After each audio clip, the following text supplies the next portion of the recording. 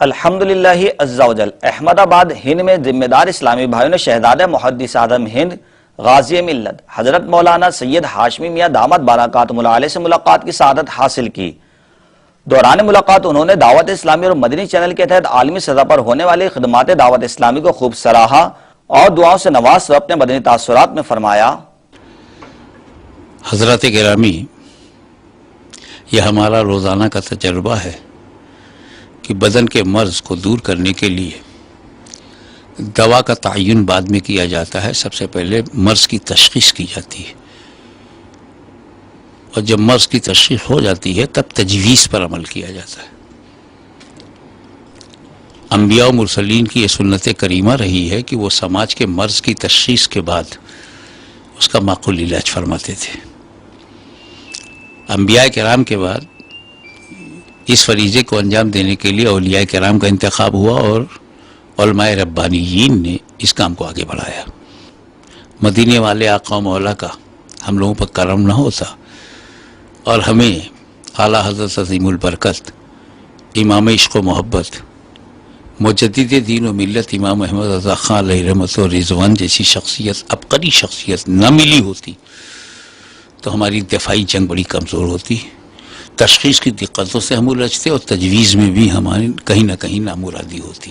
علماء ربانیین کا مقدس وجود آج بھی ہے، اور الحمدللہ ان کے قدموں کی برکت سے اعلاء کلمۃ الحق کا فریضہ انجام دیا جا رہا ہے۔ احقاق حق اور ابطال باطل کا تسلسل جاری ہے۔ علامہ فضل حق خیر آبادی یا امام عبدالقادر بزایونی، امام احمد رضا خان فاضلی بریلوی، ان کی امانتیں آج بھی ہمارے پاس محفوظ ہیں۔ اعلیٰ حضرت عظیم البرکت کے بیان کردہ مسلک کی روشنی میں امام احمد رضا نے عقائد و نظریات کی جو اسلامی اور سنی نظریات کی تشریح کی، ان تمام تشریحات کے ساتھ افکار رضا کو لا علم عوام میں پھیلانے کا جو کام آج دعوت اسلامی کر رہی ہے۔ 40 سال سے امام احمد رضا کی فکر کو دنیا کے 35 ملکوں میں لے جا چکا ہوں، دنیا کے 5 بر اعظم میں لے جا چکا ہوں۔ میں بڑا مطمئن ہوں کہ جو خوشبو اعلیٰ حضرت نے پھیلائی ہے وہ مولانا الیاس قادری میں بتمام و کمال موجود ہے۔ عشق رسول، تمنا مدینہ، محبت میں ڈوبا ہوا ایک مزاج، میں نے جو اپنی آنکھوں سے ان کی للہیت، سنت پھیلانے کا جو جوش، اور جوش میں جو ایک بہت ہی خوبصورت ہوش، وہ سب سے پہلے سنت اپنے اوپر نافذ کرتے ہیں، پھر لوگوں سے کہتے ہیں کہ اس پر عمل کرو۔ سب سے پہلے وہ سنت کے سانچے میں اپنے کو ڈھالتی ہیں، پھر لوگوں سے کہتے ہیں کہ سنت پر عمل کرو۔ اس کی تاثیر کا کوئی جواب نہیں۔ میں دعا گو ہوں کہ مولا تعالیٰ اسے حسد حاسدہ سے بھی بچائے، آشوب روزگار سے بھی بچائے، مولانا الیاس قادری کے علم عمر میں برکت عطا ہو، اور اہل سنت و جماعت کو زیادہ سے زیادہ فیضان سنت سے فیضیاب ہونے کا شرف عطا فرمائے۔ تو یہ جو مدنی چینل ہے، یہی تو ایک شرعی استعمال ہے جس پر ٹھیک ہے بہت سی چیزوں کا استعمال غلط ہوتا ہے، اسی طریقے سے چینل کے بھی سینکڑوں غلط استعمال ہیں، مگر ایک صحیح استعمال ہے کہ دینیت پھیلاؤ۔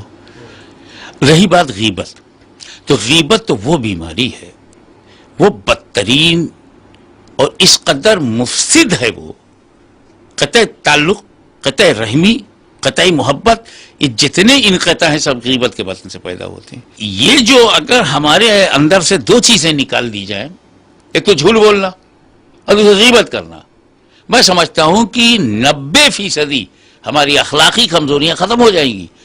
اور پھر یہ غیبت کرنا، اس کو ٹارگٹ بنا کر کے جو وہ چلے ہیں نا کہ ہمیں اب غیبت مٹانا ہے، واقعی اگر کروڑوں لوگوں سے غیبت کی عادت خارج کر دی گئی تو برائی بند ہو گئی، برائی بند ہو گئی، لڑائی بند ہو گئی۔ جیسے ایک ہوتی ہے نا ام الامراض، معدہ خراب ہے تو دنیا کی تمام بیماریاں پیدا ہوں گی۔ اگر کوئی غیبت کو پسند کرتا ہے تو اخلاق کی تمام بیماریاں اس میں پیدا ہوں گی۔